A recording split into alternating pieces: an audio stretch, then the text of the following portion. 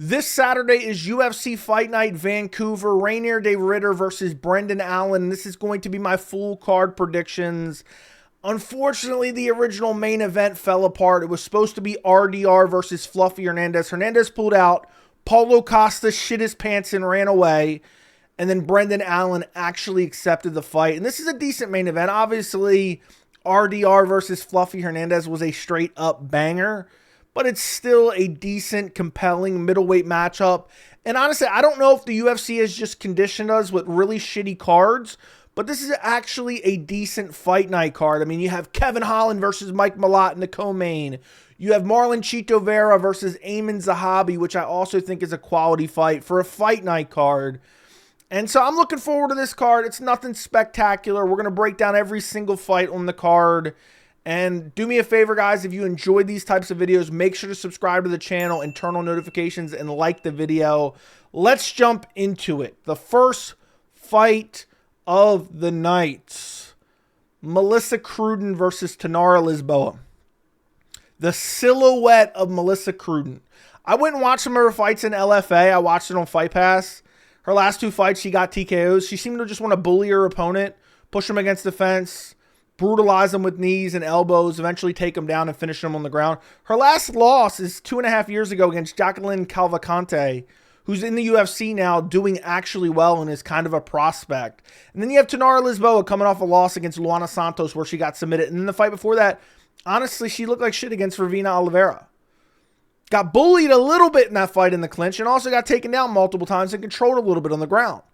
So with that being said, I'm going Melissa Croden. I think she gets it done, probably pushes her against the fence, knees her to the body, dirty boxing. I think it'll be close. NPC, low-level women's MMA fight. I don't know why I'm stuttering over saying MMA there.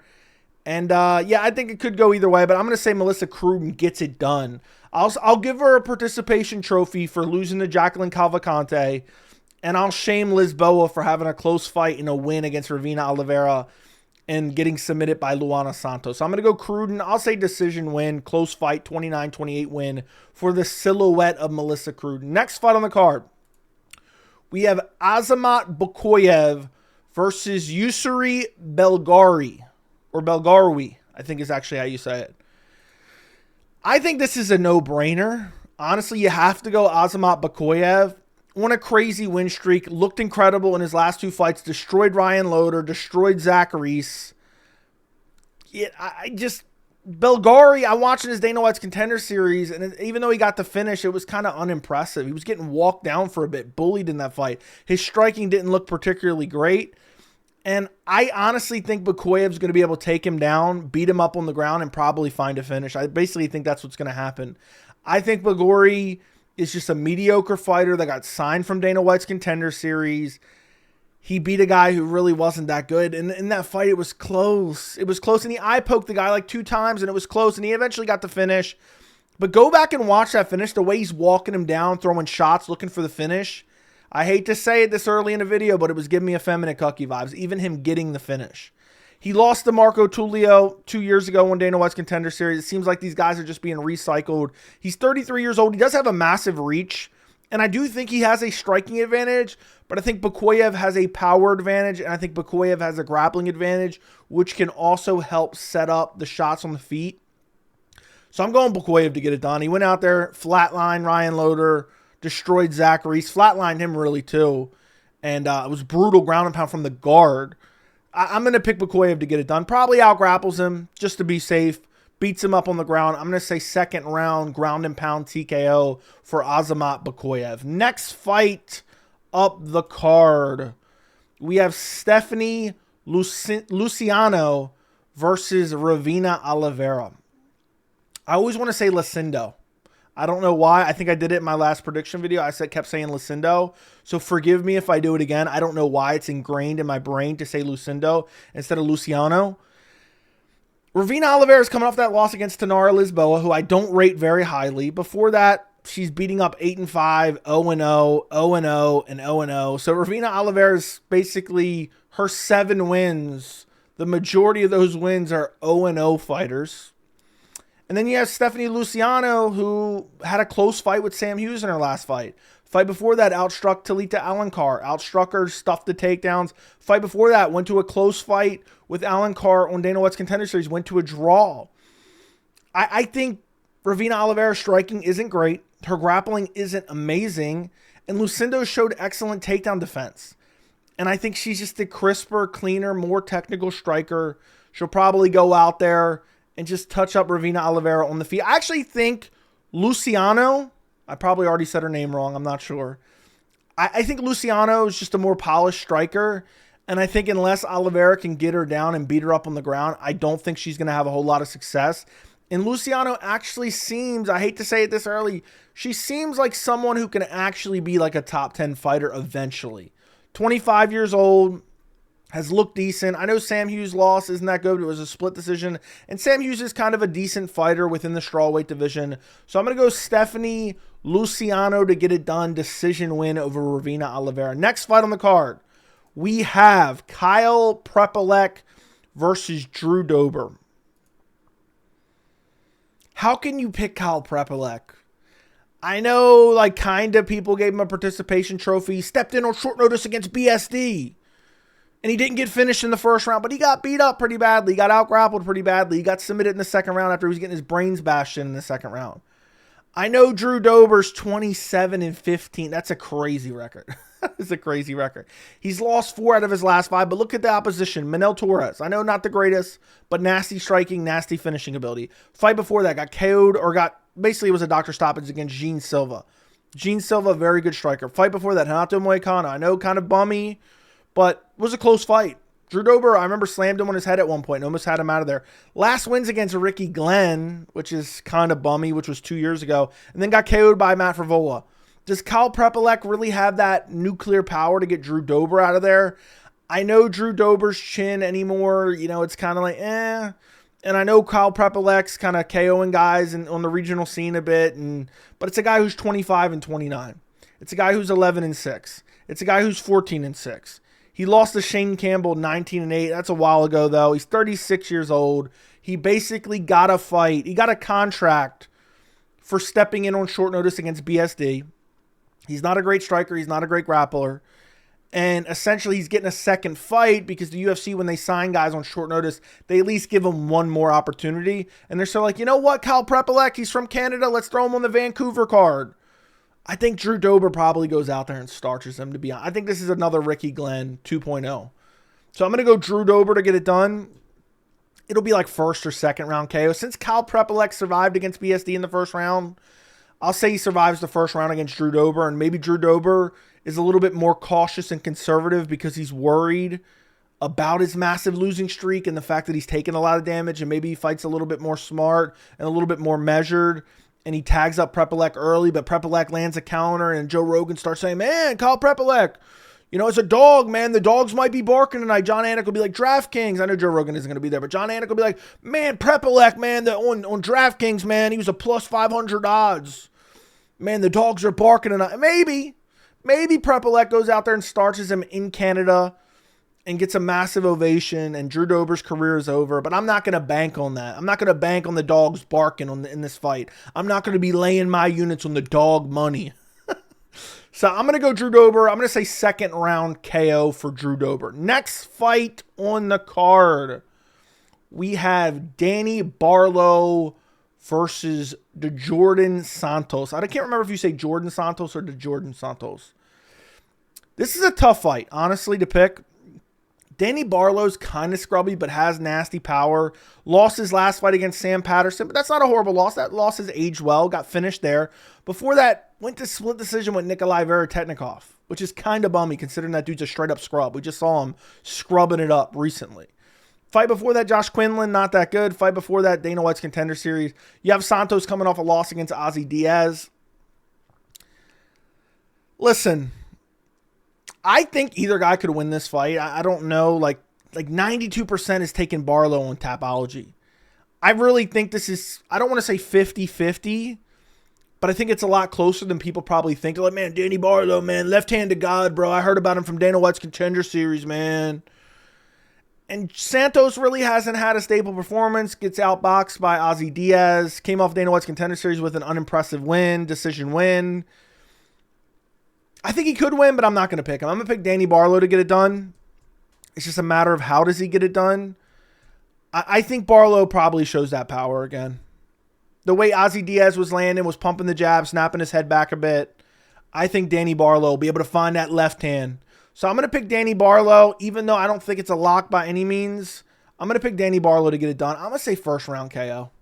I'm going to say he goes out there, he's ashamed of his last performance against Sam Patterson. He's got a bad taste in his mouth, and he goes out there and puts Santos out with a nasty straight left in the first round. Maybe second round. I'm going to say first round KO for Danny Barlow. But I see a first or second round KO. Could see Santos surviving. Could see this being a decision, because Santos is pretty durable, never been finished. You know what?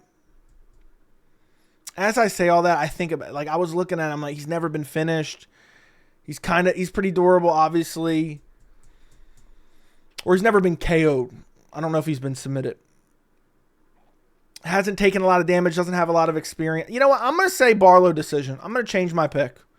I'm going to say close decision win. But the way Ozzy Diaz was touching him up, I could see a KO. But I'm going to say Danny Barlow gets it done decision. Didn't impress me against Nikolai. Wasn't able to get him out of there, who doesn't really have a crazy grappling threat. I think Santos is a better striker than Nikolai. So I'm going to use that logic to say Danny Barlow wins a decision, starts to fade late, doesn't look super impressive again. But he could find a counter early and slump him, but I'm not going to pick that. I'm going to say Danny Barlow 29-28 decision win. Next fight on the card, we have Bruno Silva versus Hyun Sung Park. I think the easy pick is Hyun Sung Park. I think most people are going to pick Hyun Sung Park. Let's say 87% picking Park. I think Bruno Silva is actually good. I think he's actually good. You look at his last two losses. I mean, he's on a 2-fight losing streak. Joshua Van, fighting for a title. People are picking him over Pantoja. Fight before that, Manel Kopp, top contender, and, I mean, habitual cheater, and pull-out merchant, and PED abuser. That's besides the point.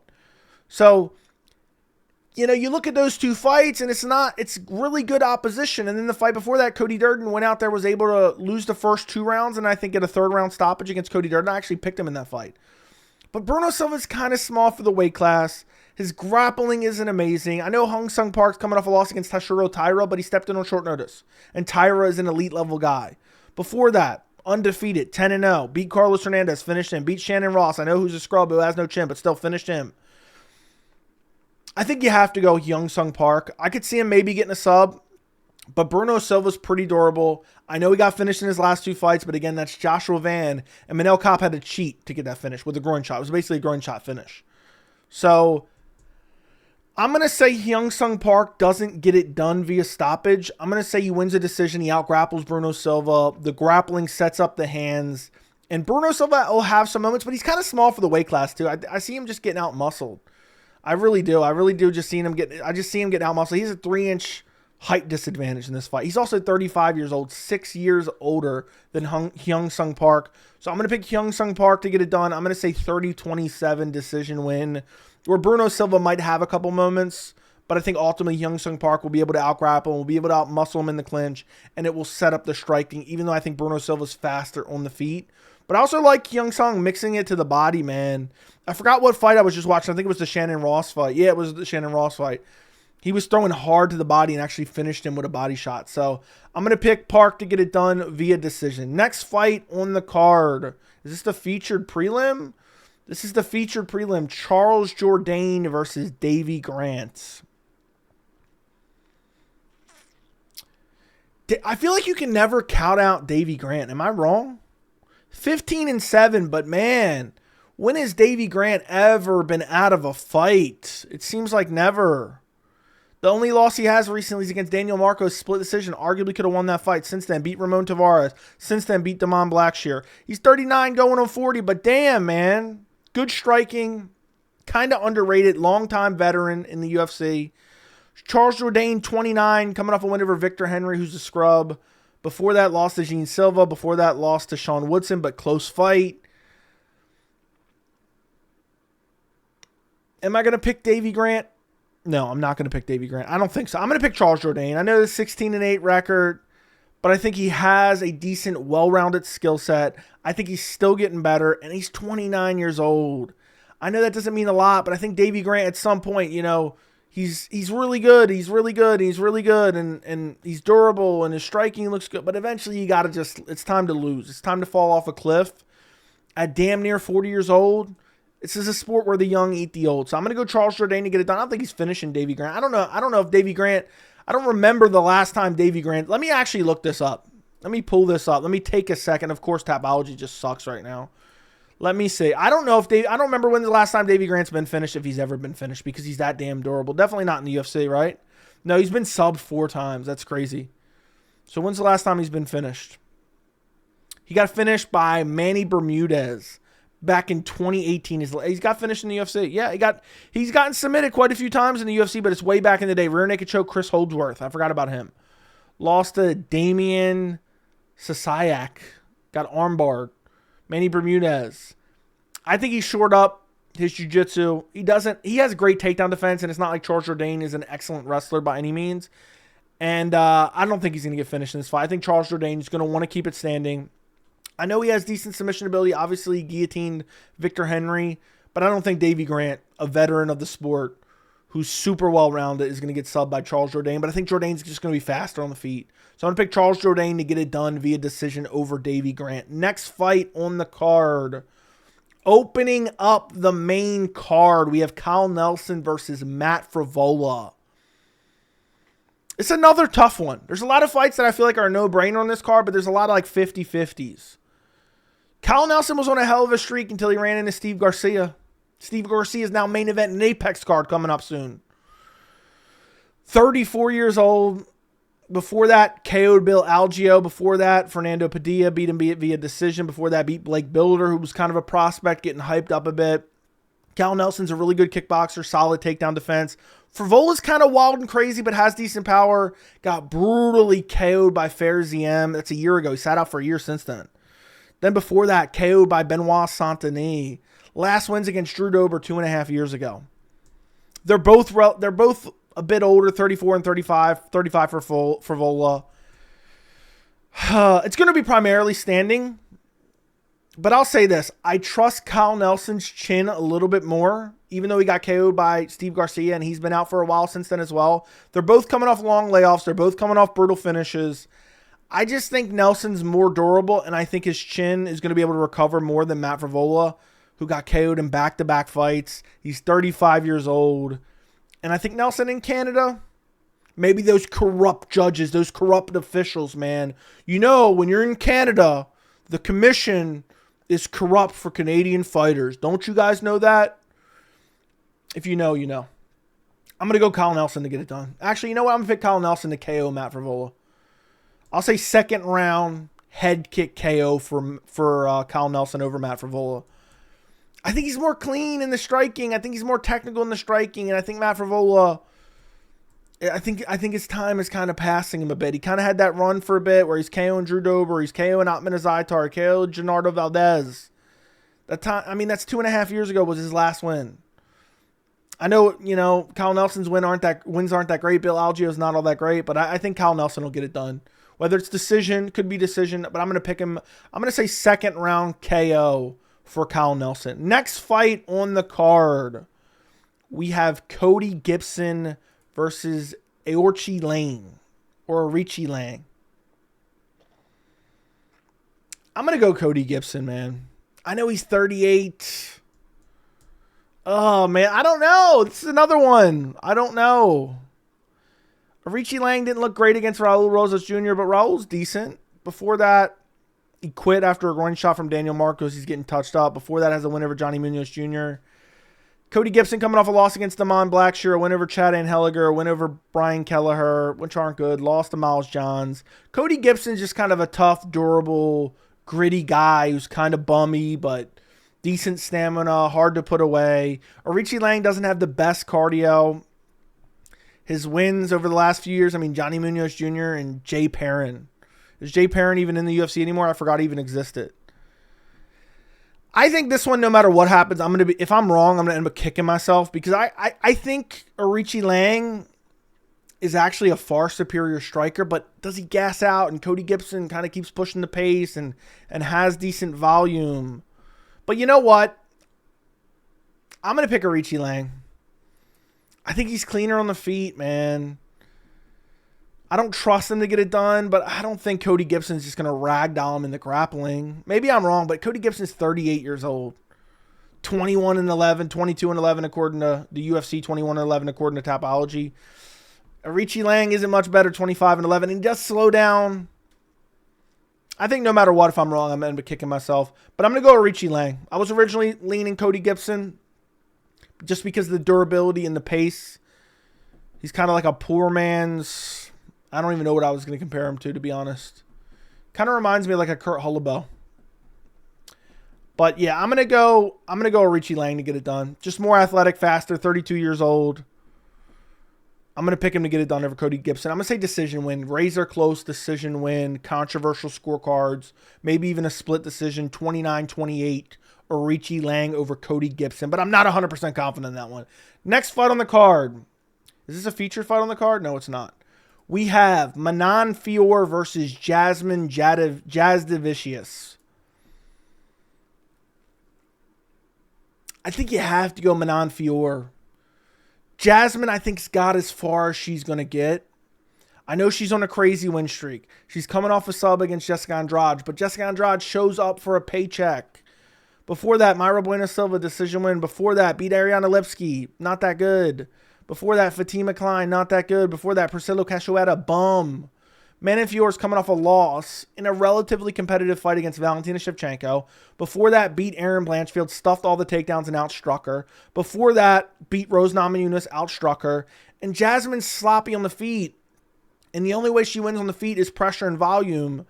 That is also aided by her grappling. And I just don't think Manon Fiorot is going to be worried about the takedown threat. And I think Manon Fiorot has really good lateral movement and really good counter shots. And I actually picked her to beat Valentina, which I know was a bad pick in hindsight. But she did okay in that fight. And I don't think there's a certain level to some of these top girls. And I think Jasmine's just a drop below that. And a win over Jessica Andrade, who sometimes shows up to fight, sometimes shows up for a check. It's not going to convince me that Jasmine Jasudavicius is going to beat Manon Fiorot. So I'm going to go Manon Fiorot via decision, probably lateral movement, outstriking her. Jasmine punching a lot of air, shooting a lot of takedowns that are going to be stuffed, or it's going to be really sloppy from the outside that are going to be like, oh my God, that was a horrible takedown. Or she's like left, like laying on the ground and she has to get up and Manon Fiorot waves her up. I just don't see I don't see a path to victory who's going to out-grapple Manon Fiorot badly. It's just not really going to happen. Lower down in the rankings. I just don't see it happening. Erin Blanchfield wasn't able to do it. I don't think Jasmine Jasudavicius is going to be able to do it. So I'm going to go Manon Fiorot via decision, probably 30-27 decision. But Jasmine has shocked me in the past, to be honest. So maybe I'm underestimating her, but I'm going Manon Fiorot, 30-27 decision win. Next fight on the card, the featured fight on the card, we have Marlon Vera versus Aiemann Zahabi. This one has me kind of wigging out a bit. I was thinking about this just before I hit record on this video. I really was.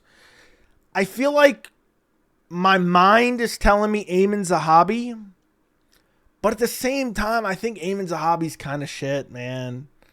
I think he's kind of he's never really looked that good. I know he won against Aldo. He got hurt badly and was able to survive, and Aldo gassed out and was looking up at the clock like 18 times. But I don't know. I'm not a big believer in Aiemann Zahabi. He beat Pedro Munoz. He beat Javid Basharat. Fair enough. I'm trying to remember if I picked him over Aldo or not. How much did I believe him in that last fight? Let me actually take a look, see if I can see if I can pull that up. Can I pull that up? I did not pick Zahabi, but I'm pretty sure I picked him over Munoz. Something about this is just screaming trap fight. Marlon Vera lost 3 out of his last 4. Lost to Devison Figueiredo. Been out for a while. I think had an injury. Before that, got demolished by Sean O'Malley in an undeserved title shot. Before that, beat Pedro Munoz in a razor-close fight that was kind of bummy. Before that, it lost against Corey Sandhagen. Split decision, but shouldn't have been a split decision. So, his last good win is 3 years ago against Dominic Cruz. But Aiemann Zahabi's 37, going on 38, and he kind of looks like shit. His hands, his boxing is decent, but he's kind of slow. But Marlon Vera's a slow starter. I think all logic is pointing to Zahabi, and I have my Tapology picks in here, like my tentative Tapology picks. I lock them in before I do the video and then debate about it in the video. I have Zahabi locked in by decision. And every time I switch, I'm wrong. But I'm just thinking, I know this is a really like simple way to think about it. I'm just thinking about the way Zahabi fights. He's like very technical, but he's kind of plotty. And I just think about the way Vera moves. I know he's kind of plotty too, but I just think he's more dynamic, has more power. I know he's a slow starter, and I almost wish this was a 5-round fight in a weird way. This could be like an Apex main event for a 5-round fight. I know all logic is pointed to Zahabi. All momentum is on Zahabi's side. I think Marlon Vera knows he needs a win. I'm going to pick Vera to get it done. I know, MMA math doesn't even add up. Aldo beat Vera. Zahabi beat Aldo, which is crazy to even think. But Zahabi's grappling isn't that great. I think it's going to be on the feet, and I think Vera's better on the feet. Can chop at the legs a bit. Zahabi's very heavy on that lead leg. Zahabi has decent leg kicks as well, decent jab, decent boxing overall. And I actually think Zahabi has the better boxing, but I think Marlon Vera has the better kickboxing, and he's really going to rely on a heavy kick attack, nasty teeps. And he has big moments in fights. Like I think back to that Rob Font fight, and he lost like 20 minutes of that fight, and at the end of every single round, he would have a big moment where he would drop Rob Font and do damage to Rob Font and steal the round. And I think he'll have a couple moments in this fight against Aiemann Zahabi. Going to be a close fight, but I think Marlon Vera will probably rock him twice. That'll be enough to seal 2 rounds. I'm going to go Marlon Vera 29-28 decision win over Aiemann Zahabi. A fight pick where I may end up kicking myself at, during UFC Vancouver. But I'm going to go Marlon Vera to get it done. Next fight on the card, co-main events. We have Kevin Holland versus Mike Malott. Man, Kevin Holland, if you guys know, I've been saying Kevin Holland's a scrub for a long time, but how can I pick Mike Malott? He got fraud checked by Neil Magny. But since then, beat Trevin Giles, brutalized Charles Radke. Man, I feel like there's so many times I said, I'm never picking Kevin Holland again. There's, obviously the Neil Magny loss for Malott, that I said, I'm never picking Malott again.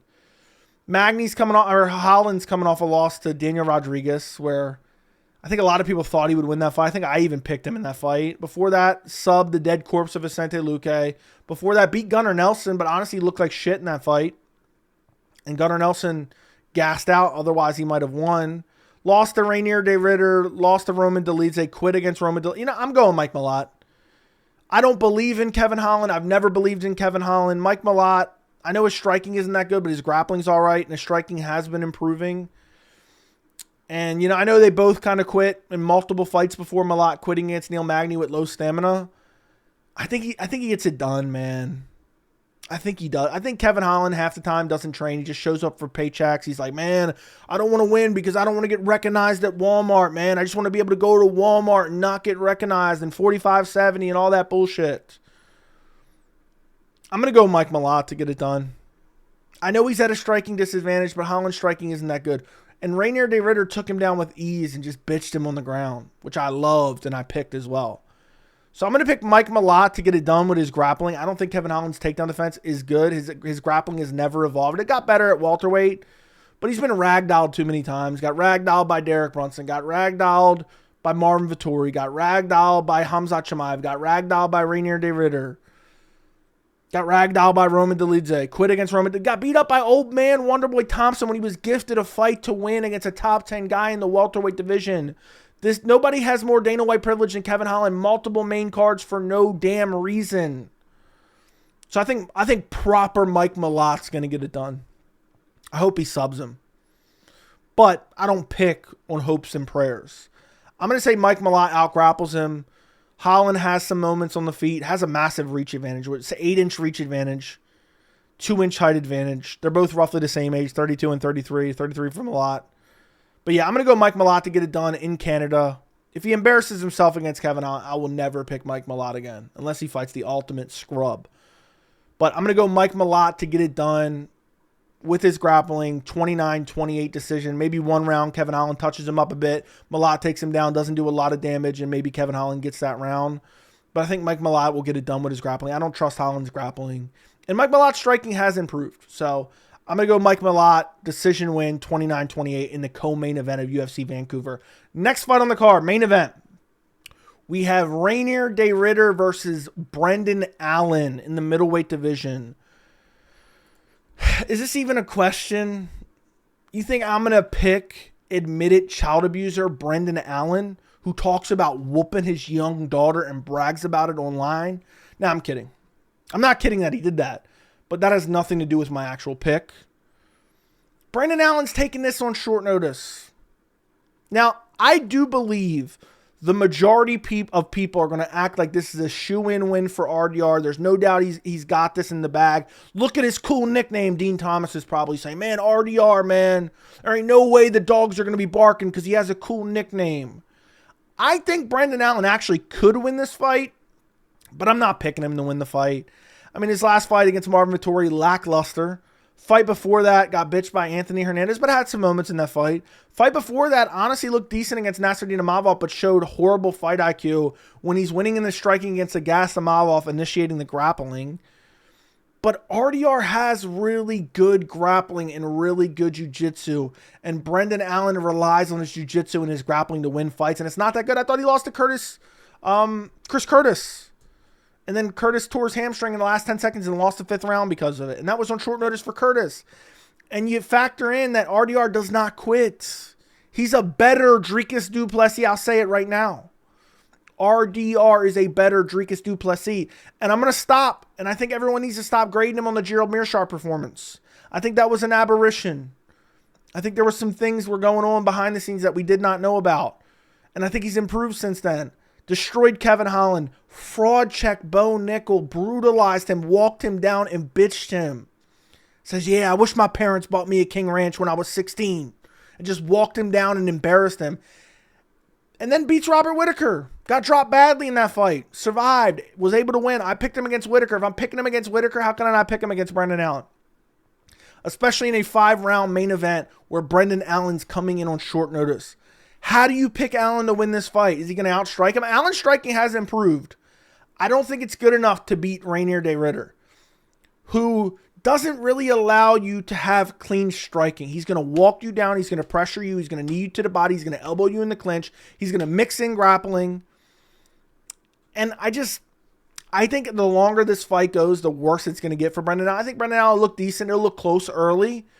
But I think as the fight goes on, de Ridder will take some damage. He'll continue to march forward. Brendan Allen will land a shot. De Ridder will keep walking forward. And I think Brendan Allen's going to get broken by that. And I think de Ridder eventually is going to be getting shot on because of the pressure. Brendan Allen will be shooting desperation takedowns that'll be getting stuffed on. He'll roll to his guard. De Ridder might wave him up here and there, but de Ridder's not going to be scared to go down there either. And I think as the fight goes on, that forward pressure and forcing Brendan Allen to shoot desperation takedowns, I think it's going to wear him down. And so I see Brendan Allen getting finished in this fight and using the short notice as an excuse, which is it is a legitimate excuse. If it was full camp Brendan Allen, I'd probably go RDR decision. But since it's not full camp Brendan Allen, I'm going to say RDR gets it done. I'm going to say 3rd or 4th round TKO. I'll lock in 3rd round TKO. I just don't see a path to victory for Brendan Allen other than like fluke sub in the 1st round. Like maybe he tags de Ridder on the feet. De Ridder shoots in on a sloppy takedown and Allen guillotines him, but I don't see that. RDR's really solid everywhere. And he's a big guy at middleweight. And he's a guy that I really think is actually better than Dricus. I know that sounds crazy. And I would have picked him against Fluffy most likely as well. And Fluffy beat Brendan Allen. I just don't think Brendan Allen can hang with the upper echelons of middleweight.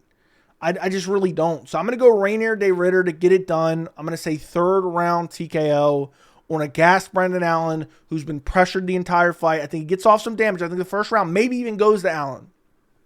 But 5-round fight, Allen getting walked down, 2nd, 3rd. I think he's going to melt him in the 3rd round. I think Reinier de Ridder, 3rd round TKO at UFC Vancouver. And I'm excited to see what's next for him. I'd love to see RDR versus Hamzat. I wish they would have booked that for Abu Dhabi. I don't know why they didn't. It was right there.